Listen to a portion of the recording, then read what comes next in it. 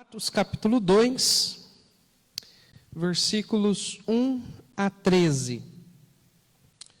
Aqueles que encontraram, vamos nos colocar de pé, numa forma de reverência à leitura da palavra de Deus. Atos capítulo 2, a palavra de Deus diz assim: E cumprindo-se o dia de Pentecoste, estavam todos concordemente no mesmo lugar.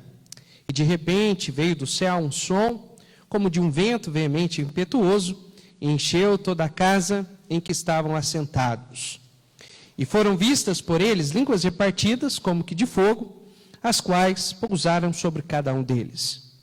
E todos foram cheios do Espírito Santo, e começaram a falar noutras línguas, e conforme o Espírito lhes concedia que falassem.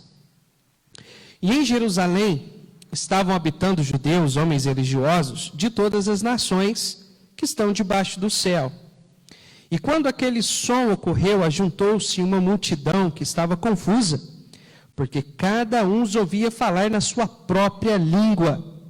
E todos pasmavam e se maravilhavam, dizendo uns aos outros: Pois que? Não são galileus todos estes homens que estão falando?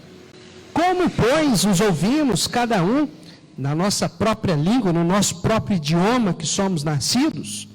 Partos e medos, elamitas, e os que habitam na Mesopotâmia, Judéia, Capadócia, Ponto, Ásia, Frígia, Panfilha, Egito e partes da Líbia, junto a Cirene, e forasteiros romanos, tanto judeus como prosélitos. Prosélitos são aqueles que eram gentios, mas que se convertiam ao judaísmo. Cretenses, árabes, todos nós temos ouvidos em nossas próprias línguas, em nosso próprio idioma, falar das grandezas de Deus. E todos se maravilhavam e estavam perplexos, dizendo uns aos outros: O que quer isso dizer? E outros zombavam e diziam: Estão cheios de mostos. Pela graça de Deus, meus amados, hoje à noite nós vamos ver alguns princípios bíblicos sobre o dom de línguas estranhas e profecias na igreja. Oremos. Pai bendito, Pai amado, Pai santo, nós chegamos diante do Senhor neste momento, agradecendo pelo período dos louvores, pelo período, Pai, de intercessão mútua uns pelos outros, e agora nós queremos abrir os nossos corações e o nosso entendimento para a Tua Palavra, para a exposição da Tua Palavra, e que Teu Santo Espírito venha iluminar o nosso entendimento para compreendermos este princípio, esta verdade bíblica com relação ao dom de línguas estranhas e de profecias. Que o Senhor nos ajude a ver, a entender, ó Pai, o que se passou nas Escrituras, e que nós possamos entender também, ó Pai, este princípio nos dias de hoje, Pai. Muito obrigado por tudo, em nome de Cristo Jesus nós te louvamos. Amém e amém. Podem se assentar. Essa semana, a irmã Gilda, ela recebeu uma mensagem, de alguém, de um pastor que estava pregando possivelmente numa rádio. E esse pastor, ele estava pregando, inclusive até o que ele estava pregando estava até interessante. Realmente era algo com princípios. Mas o que chamou a atenção na mensagem que ele gravou, que ele pregou, possivelmente na rádio, é que chegou um momento na mensagem, a mensagem começou bem, ele explicando a Bíblia, explicando o texto bíblico muito bem, mas aí chegou um ponto na mensagem que a cada 5 palavras que ele falava um monte de palavras que não se entendia. E aí, nessas palavras, ele estava juntando ali com aleluias, glórias a Deus, e falava mais palavras que não se entendia, palavras que não tinha começo, meio e fim. E então, ficou aquela coisa bem confusa a mensagem. Irmãos, no começo do século XX, surgiu nos Estados Unidos um movimento cristão evangélico que seria conhecido mundialmente como movimento pentecostal. Esse movimento ele surgiu lá nos Estados Unidos e se espalhou para o mundo inteiro. O movimento pentecostal chegou no Brasil através dos suecos Gunnar Wingren e Daniel Berg, que chegaram em Belém do Pará. Eles foram recebidos por uma igreja batista lá, mas diante a exposição das suas crenças, bem diferentes do que habitualmente se cria na igreja, eles foram excluídos e então eles montaram outra denominação. A partir do movimento deles, veio surgir a Igreja Assembleia de Deus, a Congregação Cristã e outras denominações. E aqui no Brasil, os pentecostais cresceram muito. Tanto é que não é difícil você encontrar uma igreja pentecostal em qualquer cidade aqui do Brasil. Eles se espalharam, eles cumpriram a fio o chamado de Cristo de ir por todo o mundo. Isso é uma característica muito boa deles. Eles realmente têm um chamado missionário e eles realmente se espalham, né? Não é difícil você encontrar lá naqueles lugares mais remotos, vilarejos mais distantes, uma igreja, Assembleia de Deus, ou uma congregação cristã, ou qualquer outra igreja pentecostal. Né? Dos pentecostais aqui no Brasil, surgiu o movimento neopentecostal. Esse novo movimento neopentecostal, eles deram mais ênfase em uma teologia diferente, uma teologia que foi denominada teologia da prosperidade, também na libertação, em exorcismos e curas. Nós temos aí a Igreja Internacional da Graça de Deus, a Igreja Universal, temos a Igreja Mundial do Poder de Deus e outras denominações de cunho neopentecostal, né? E é interessante que muitos visitantes que têm chegado aqui na nossa igreja, que muitos desses visitantes, a maioria deles, já tiveram algum contato com essas igrejas pentecostais e neopentecostais. E quando eles chegam aqui na igreja, eles estranham muito, principalmente aqueles que ficaram algum tempo numa igreja pentecostal, eles chegam aqui na nossa igreja e estranham. Porque aqui na nossa igreja a gente não tem ninguém falando em línguas estranhas, nós não temos ninguém se levantando e profetizando, nós não temos ninguém manifestando nenhum tipo de revelação extra-bíblica, então eles acabam se estranhando o nosso culto. Mas aí o que acontece é que o problema está que muitos elementos no culto dos pentecostais são elementos que não estão embasados na Bíblia. E nós vamos ver alguns destes. Eles embasam nas suas experiências pessoais, em convicções pessoais, em experiências pessoais, e não estão alicerçados na Bíblia. E nós, por outro lado, nós queremos que cada elemento do culto, cada parte do culto, cada momento do culto, ele seja realmente fundamentado na palavra de Deus. Por que que cantamos as músicas que cantamos? Por que que nós temos um tempo de oração? O porquê que nós separamos um bom tempo para a explanação e estudo da palavra de Deus? É porque nós queremos que a nossa igreja seja uma igreja 100% fundamentada na palavra de Deus. Amém, irmãos? Então isso é muito importante. Nós já falamos aqui várias vezes e volto a repetir. A característica da igreja de Cristo, da igreja que realmente agrada a Deus, é uma igreja que procura andar nos fundamentos estabelecidos por Deus em sua palavra.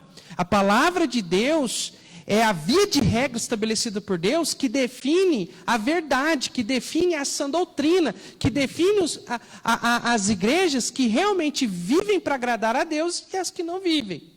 E nós temos aí inúmeras igrejas, então a palavra de Deus é quem vai definir se essa igreja é realmente uma igreja de Cristo, uma igreja que vive na palavra ou não. E nós, como crentes em Cristo, de um modo muito particular, nós não podemos buscar a Deus interessados naquilo que Deus tem a nos oferecer. Nós não podemos ser interesseiros. Nós não podemos estabelecer um relacionamento com Deus embasado naquilo que Deus pode nos oferecer, nas bênçãos de Deus. Nós não podemos buscar a Deus pelas bênçãos, mas nós devemos buscar a Deus por quem Ele é. Amém, irmãos? Nós devemos buscar a Deus interessados em conhecer quem Ele é, interessados em conhecer a sua vontade e desejosos no coração de nos amoldar à vontade dEle. Amém, irmãos? E isso é o que diferencia.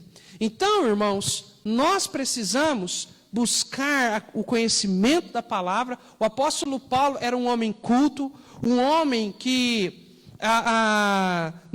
na sua criação, ele poderia ter sido um homem muito influente socialmente, politicamente e religiosamente falando, mas ele reputou tudo isso por perca para ter a excelência do conhecimento de Cristo. E é isso que um crente em Cristo, alguém que verdadeiramente conhece Jesus como seu Salvador, alguém que é sincero em sua devoção a Deus, precisa ter. Eu vou na igreja, eu busco o Senhor, eu quero realmente conhecer quem Ele é mediante a palavra de Deus. E quanto eu mais conhecer a Deus, mais eu vou amar esse Deus maravilhoso. Amém? Então é muito importante a nossa devoção ser uma devoção alicerçada na palavra de Deus. Então, diante de tudo isso que eu falei aqui, sobre línguas e profecias na igreja, eu quero responder o seguinte questionamento. Por que na Igreja Batista Macedônia de Cássia não tem pessoas falando línguas estranhas ou profetizando? E eu vou estar dedicando alguns minutos para responder a esse questionamento. Em primeiro lugar, nós não temos pessoas falando em línguas estranhas e profetizando aqui na igreja, porque as línguas estranhas faladas hoje não são as mesmas faladas na Bíblia. Há uma diferença muito grande. Nesse texto que nós lemos de Atos, vamos voltar aí, você que está com sua Bíblia aberta aí, eu quero que você observe alguns elementos muito importantes aqui. Em Atos capítulo 2 é registrado para nós o dia em que o Espírito Santo desceu sobre a igreja de Jesus. O Senhor Jesus, durante o tempo que ele estava aqui, ele preparou e instituiu a sua igreja. E aqui em Atos 2, essa igreja, ela recebe o Espírito Santo. E quando o Espírito Santo vem sobre os crentes da igreja de Jerusalém, que era aproximadamente 120 pessoas, eles então são capacitados pelo Espírito Santo para realizar a grande obra de Deus aqui neste mundo, de ir por todo mundo, pregar o Evangelho, ser testemunhas de Cristo e edificar vidas na palavra de Deus. E eu quero que você observe que no versículo 1, que o dia que o Espírito Santo desceu foi no dia de Pentecoste. E aqui abre para nós uma seguinte pergunta. O que é o dia de Pentecoste? Pentecoste é uma festa judaica que era celebrada 50 dias após o dia de Páscoa. Então, deu o dia de Páscoa, 50 dias após era celebrado o Pentecoste. O termo Pentecoste vem pelo fato de ser celebrado no 50º dia após a Páscoa, então dá-se a origem, né, do termo Pentecoste. Quantas vezes o Brasil foi campeão do mundo? 5 vezes. Então o Brasil é pentacampeão. Então daí penta, 5, ou no caso Pentecoste, 50 dias após a Páscoa. E nesse dia, lá em Jerusalém, irmã Ana, pessoas de vários lugares do mundo vinham para Jerusalém, judeus que estavam dispersos por vários lugares, isso por causa lá do exílio babilônico que nós já falamos. Muitos judeus não regressaram para a Judéia, não voltaram para Jerusalém, eles fizeram uma vida fora. Eles ficaram 70 anos longe da sua terra. Então, passou-se mais do que uma geração. Então, pessoas nasceu fora de Jerusalém, nasceu fora da Judéia. Eles formaram uma vida lá, eles aprenderam um novo idioma, uma nova cultura lá. Então, eles tinham comércio fora. Judeu, algo que era muito característico e ainda é do judeu, eles são exímios comerciantes, exímios investidores, né? E então, eles fizeram uma vida. Então, no dia de Pentecostes, estavam em Jerusalém pessoas que estavam de vários lugares. Você pode observar, por exemplo, medos, elamitas, os que habitam na Mesopotâmia, Judéia, Capadócia, Ponto, Ásia, Frígia, Panfilha, Egito, partes da Líbia, junto a Cirene, forasteiros romanos, tanto judeus como prosélitos, cretenses, árabes, de vários lugares.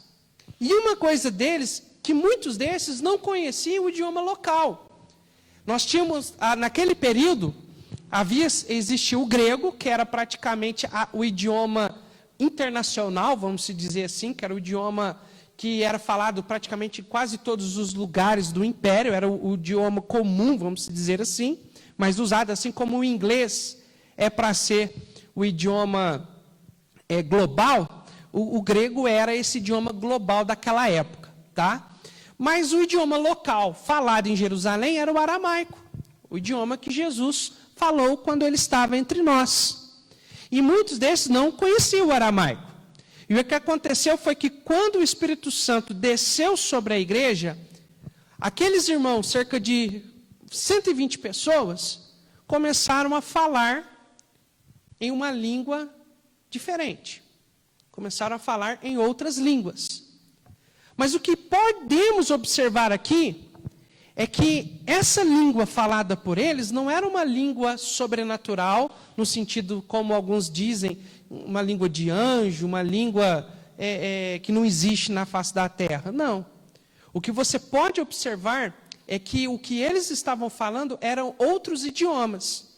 Idiomas que eles não entraram na escola para aprender, idiomas que eles não entraram no FISC, no CAA, em outras escolas aí que tem hoje nos nossos dias, mas eles, de um modo sobrenatural, começaram a falar em outros idiomas. Você pode observar comigo, no versículo 6, que eles ficaram assustados, confusos. Por quê? Porque cada um os ouvia falar na sua própria língua, no seu próprio idioma. Veja comigo o versículo 11. Cretenses, árabes e todos nós, o testemunho deles, de quem estava ouvindo as línguas. Todos nós temos ouvido em nossa própria língua, no nosso próprio idioma, falar das grandezas de Deus. A palavra no original é a palavra glossa, que poderia ser traduzido também como idiomas. Então, o que podemos ver aqui que o Espírito Santo capacitou a igreja para testemunhar das grandezas de Deus no idioma de cada um daqueles forasteiros que estavam vindo de fora, que estavam ali por ocasião da festa de Pentecostes. Então, Deus capacitou a igreja para que a igreja pudesse testificar da grandeza de Deus a essas pessoas. E eles ficaram maravilhados, porque eles viram que eram pessoas simples, pessoas da roça, pessoas que não tinham nenhum tipo de educação, de faculdade, nem nada disso. Mas foram capacitadas pelo Espírito para testificar, vamos usar aqui nos idiomas que nós temos hoje, né? Inglês, espanhol, japonês, falar das grandezas de Deus. Então, nós podemos ver claramente que o idioma falado aqui, que as línguas faladas são idiomas. Paulo lá em Corinto, inclusive falando sobre isso, a igreja de Corinto teve um problema muito sério lá, sobre os dons de línguas, e Paulo vai falar assim, olha, quando vocês forem falar em línguas dentro da igreja, que haja intérprete, ou em outras palavras, que haja um tradutor. Nós já tivemos aqui, pouco tempo atrás, o pastor do pastor Roberto, o pastor Collins, né? Ele estava aqui com a gente, Clay Collins, e ele é americano. Ele fala inglês, ele não fala uma palavra em português. Ele tenta, Mas toda vez que ele tenta falar alguma coisa em português, nós ria, né? Porque saiu completamente errado. E ele pregou para nós, ele pregou em inglês. Só que se ele pregasse sem tradutor, nós seríamos edificados? Não. Então, o pastor Roberto Smith, ele, sabendo o português, ele traduziu a pregação do pastor Clay Collins. E nós fomos edificados pela pregação da palavra de Deus. Amém?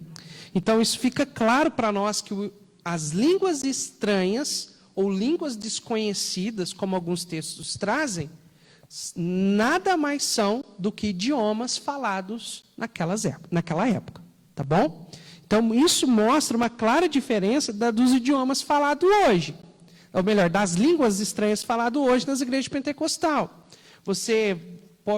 Isso é um testemunho da parte deles, que eles dizem que muitos não têm, tem aqueles que têm o dom da interpretação, mas eles mesmos afirmam que não é um idioma falado aqui neste mundo, nesse mundo material, no mundo físico. É uma língua, alguns falam, né, afirmando, interpretando erroneamente 1 Coríntios capítulo 13, versículo 1, eles falam, não, são língua de anjos. Né? Quando você vai lá para 1 Coríntios capítulo 13, versículo 1, Paulo está dando possibilidades. Tanto é que no versículo 3, ele fala assim, mesmo se eu entregasse meu corpo para ser queimado.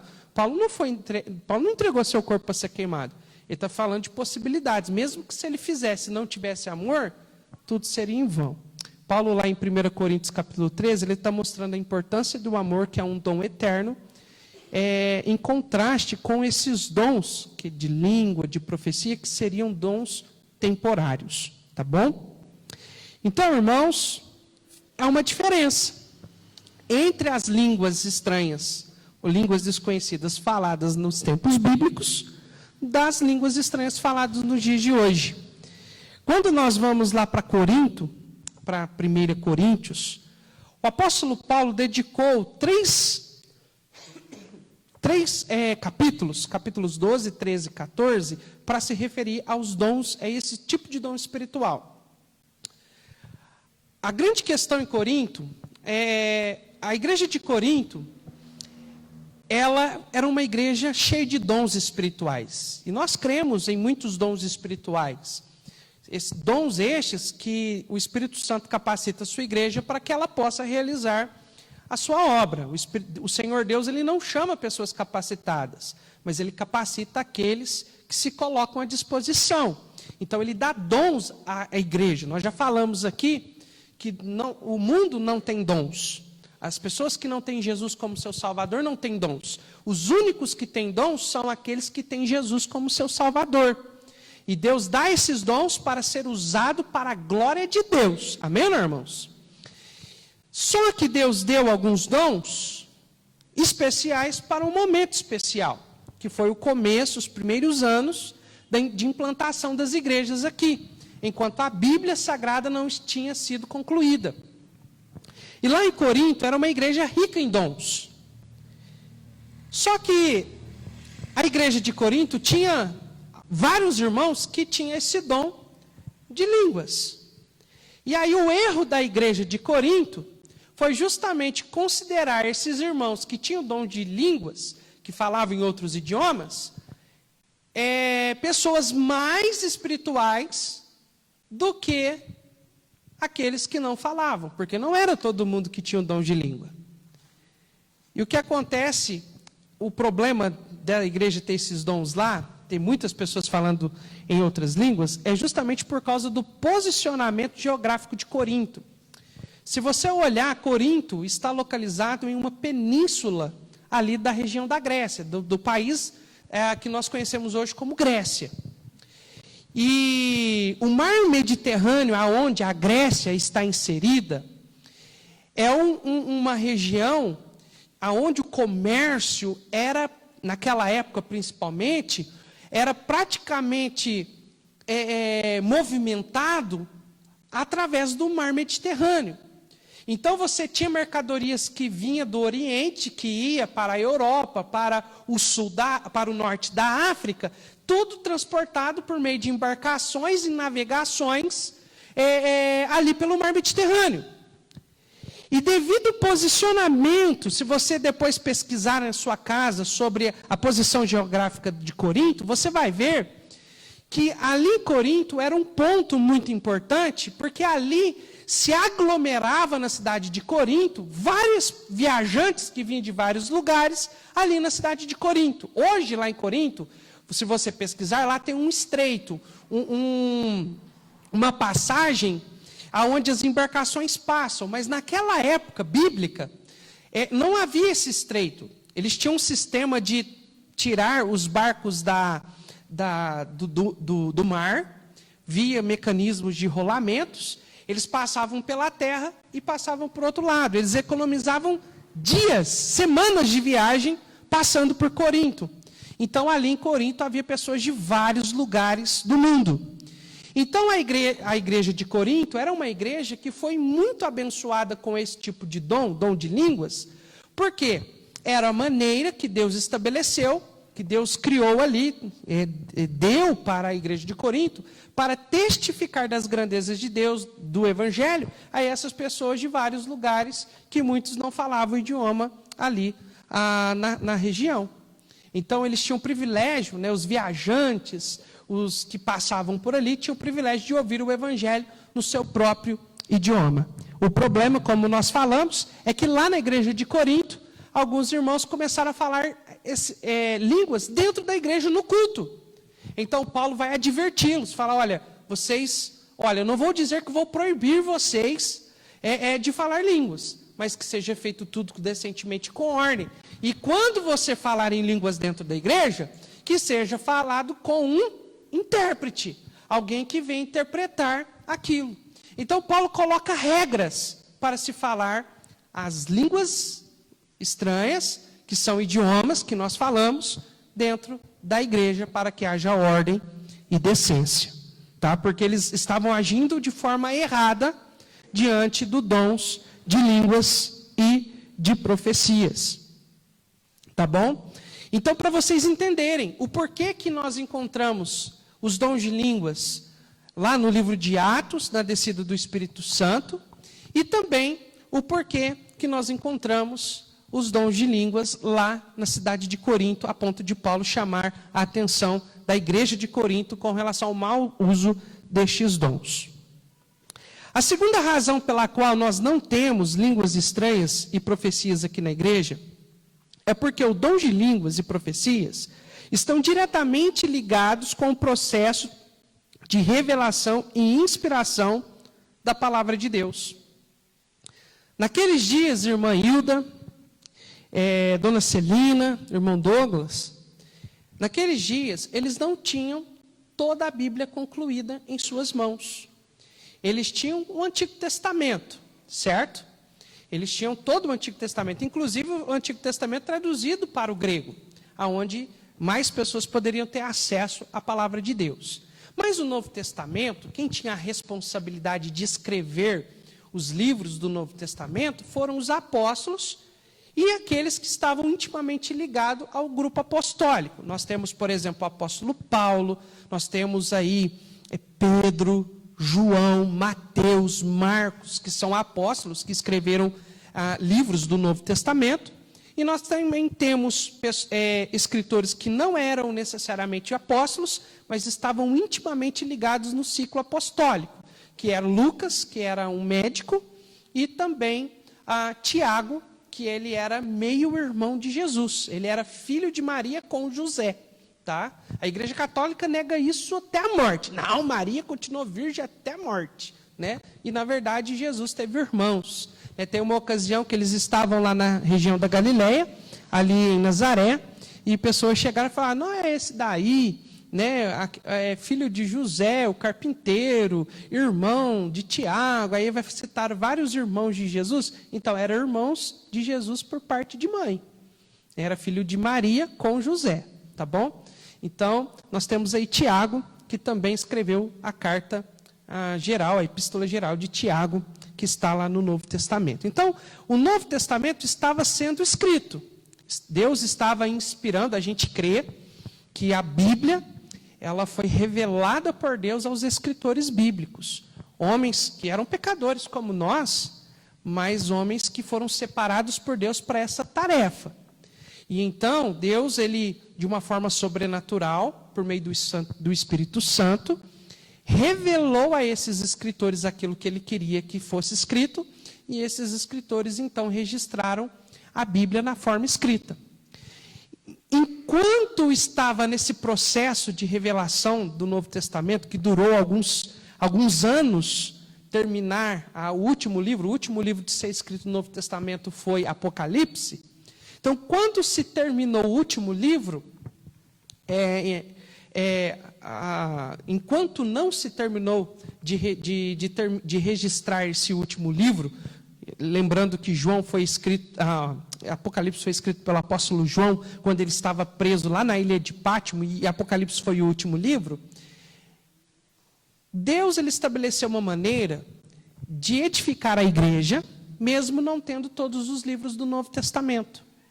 Então, ele deu à igreja alguns dons espirituais naquele período, que nós denominamos teologicamente de dons de manifestação, tais como o dom de línguas, que conforme 1 Coríntios capítulo 14, versículo 22, era um sinal para os incrédulos, um sinal para os infiéis virem à fé em Jesus. Nós temos o dom de cura, lembra quando Pedro e João estavam entrando lá no templo, e aí ele encontrou ali um mendigo que era coxo, se eu não me engano, e ele chegou e falou para Pedro e para João, olha, me dá uma esmola. E aí Pedro vira para ele e fala assim, olha, eu não tenho prata nem ouro, mas o que eu tenho, se eu te dou, em nome de Jesus, levanta-te e anda. Então, Deus deu esses dons miraculosos, não é nada como alguns falam aí, até inclusive, alguns anos atrás, o pastor Jaime Rose, ele registra isso no seu livro Movimento Carismático, chegou um homem no seu gabinete lá em Ribeirão Preto, na época ele estava lá, e esse homem alegava ter o dom de cura. E aí o pastor Jaime Rose, muito sábio, sem querer desprezar ele, desdenhar dele, com muita educação, agradeceu a disponibilidade dele, mas falou, olha, se você realmente tem o dom de cura, você está no lugar errado. Não é na igreja que você precisa estar dentro dos hospitais curando os enfermos. Porque lá nos hospitais está cheio de pessoas enfermas, né? Pessoas que estão com câncer, pessoas que estão à beira da morte, em estado terminal. É lá que você tem que estar, não é aqui na igreja. A pessoa, ela desconversou e saiu do gabinete. Por quê? Era um charlatão, alguém que não tinha dons, mas estava alegando que tinha. E de fato, irmãos, a gente pode ver, por exemplo, nesses cultos de igrejas que são transmitidas pela televisão aí, quando tem aí aquele momento de cura e tudo mais, você vê que não é aquela cura espontânea como acontecia lá na Bíblia, né? Que a pessoa ela estava ali enferma, né? Com a mão atrofiada, com lepra, e imediatamente, instantaneamente, a pessoa estava curada. Você não vê isso, você vê que as pessoas vão lá dar testemunho falando que foi lá, que orou, aí elas voltou para casa, fez o tratamento e voltou e foi curada. Logicamente, Deus ele tem poder para curar em resposta de oração, amém, irmãos? Deus, ele é poderoso, ele pode curar, mas ele vai curar em resposta de oração. Não é como eles fazem lá, que eles fazem aquele show, né? Aquele sensacionalismo, onde coloca paninho, coloca não sei o quê, né? Teve um aí que colocava água na boca e cuspia na boca dos outros, né? Todo aquele sensacionalismo, irmãos, aquilo ali realmente é só para chamar atenção, não passa de um teatro. Você vê que há diferença, que não há, que apesar de ter muitas pessoas sinceras seguindo essas igrejas, você vê que por parte das pessoas que estão realizando esses cultos, não há tanta sinceridade assim por parte dessas lideranças. Porque há uma diferença entre o que a Bíblia mostra e entre o que eles têm feito nos dias de hoje. Tá? Então, esses dons de cura, esses dons de idiomas, que nós falamos de línguas desconhecidas, dons de profecia, né? Onde pessoas se levantavam na igreja e começavam a falar algo que realmente o Espírito Santo colocou ali no coração, e a pessoa falava para a edificação da igreja, dos irmãos em Cristo. Realmente nós vemos isso na Bíblia, para aquele momento em que a palavra de Deus estava sendo registrada. Infelizmente hoje, nós temos muitos falsos profetas, muitas pessoas que dizem ter o dom de profecia e na verdade não têm. Pessoas que chegam nas igrejas e falam assim, assim diz o Senhor, Deus mandou eu falar, que tem alguém aqui que está com problema, que está não sei o quê, não sei o quê. Isso não é revelação, irmãos. Isso não é profecia. Isso é adivinhação, é qualquer outra coisa, menos algo realmente trazido por Deus. Porque quando se fala de profecias, está intimamente ligado com o processo de Deus estabelecer a palavra de Deus, o registro da palavra de Deus. Tanto é, por que a música que nós cantamos, nós não podemos falar que ela é inspirada? Porque ela não foi inspirada, apesar de ter sido escrita por homens com um coração sincero, ter escrito músicas belas. Olha o hino 398, Sou Feliz, quanto ele é bonito, e tantos outros hinos que nós poderíamos falar, mas eles não são inspirados como a Bíblia é. Inspirada por Deus é somente a Bíblia, é somente a Bíblia. Então, Deus estabeleceu esses dons, irmão Johnny, justamente para aquele momento da história em que a Bíblia estava sendo confeccionada. Quando nós vamos lá para 1 Coríntios 13, e aí eu convido você a abrir a sua Bíblia, 1 Coríntios, capítulo 13, nós podemos ver o apóstolo Paulo, em terceiro e último lugar aqui, afirmando para nós que esses dons um dia iriam acabar. 1 Coríntios, capítulo 13, versículo 8. Deixa eu interagir você do contexto, porque não adianta nada eu pegar esse texto e tirar ele do contexto. Eu preciso falar ele do que está... explicar esse texto dentro do contexto que o apóstolo Paulo está abordando. Lembrando que a igreja de Corinto era uma igreja com muitos problemas espirituais, eles estavam fazendo uso indevido dos dons, estavam priorizando certos dons, e Paulo vai justamente falar assim, olha, vocês devem buscar os melhores dons. E Paulo, no capítulo 13, ele vai falar sobre o amor, que é um dom de Deus. Amém, irmãos?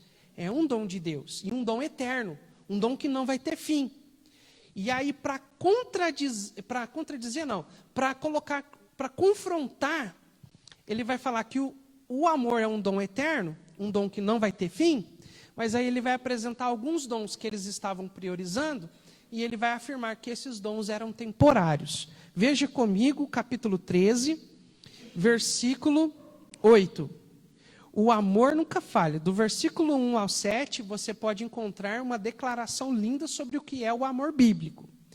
E aí no versículo 8 ele diz assim, o amor nunca falha, mas havendo profecias, serão, diz alguém, aniquiladas. Havendo línguas, e aqui é o dom de línguas estranhas, cessarão.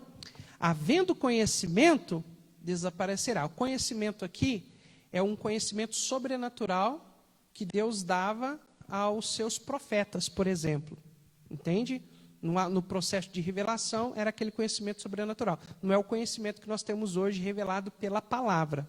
Era um conhecimento sobrenatural. Então, esse conhecimento desaparecerá. E ele diz assim, porque em parte conhecemos e em parte profetizamos. Mas quando vier o que é perfeito, então o que é em parte será aniquilado.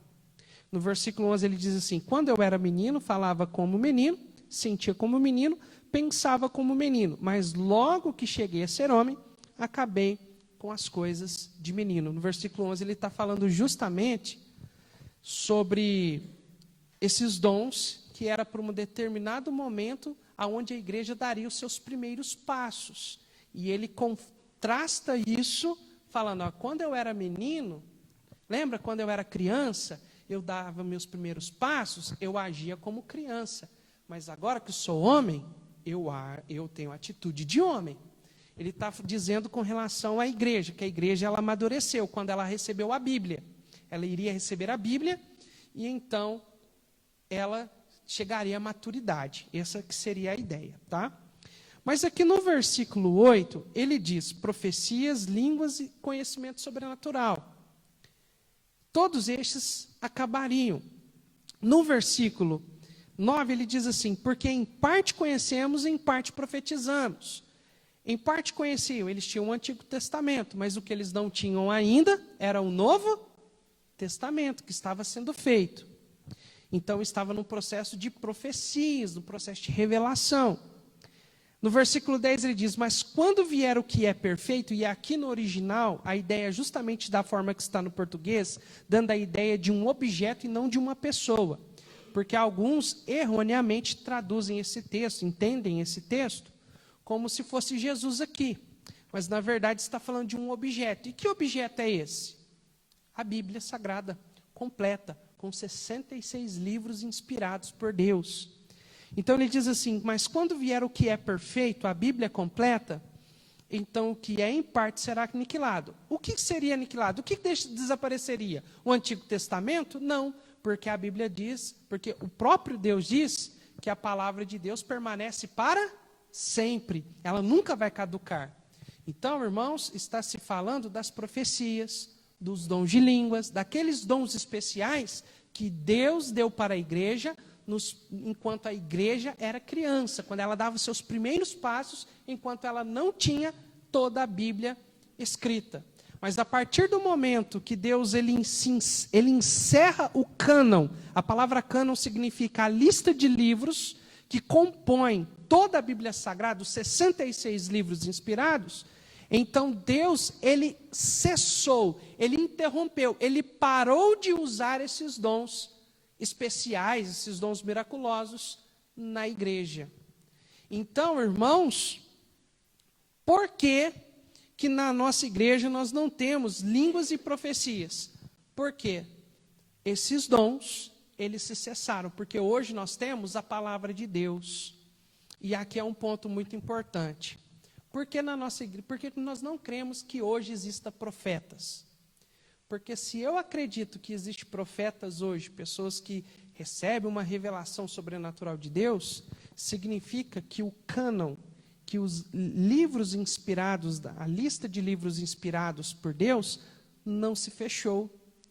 Então essas pessoas poderiam continuar escrevendo livros inspirados por Deus e acrescentá-los à Bíblia.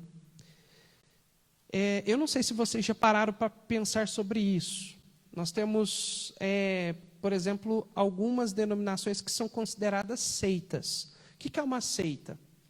Uma seita é uma igreja, um movimento cristão, que ela surge, ela começa a partir de alguém que se autodenomina profeta.